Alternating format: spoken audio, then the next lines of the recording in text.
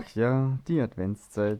Wie jedes Jahr auf Timolia gibt's einen Jump'n'Run Adventskalender. Und damit ich nicht völlig wie ein Versager dastehe, wenn ich anfange, den zu spielen, habe ich mir jetzt gedacht, jetzt muss ich doch mal ein bisschen anfangen, wieder Jump'n'Runs zu spielen. Ja, ich weiß, es ist sehr knapp davor, aber hey, was soll's? Besser als gar nicht, weil Jump'n'Run ist bei mir, ehrlich gesagt, einfach passiert bei mir nicht mehr.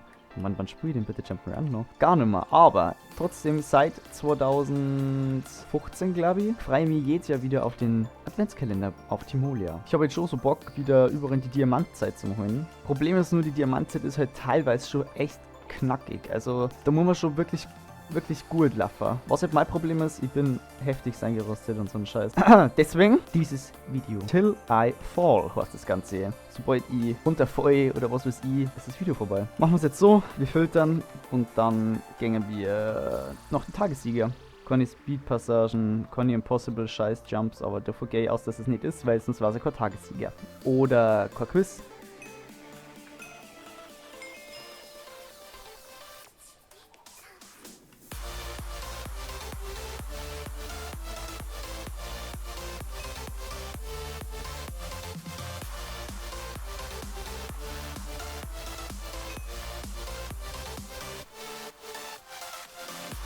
Oh.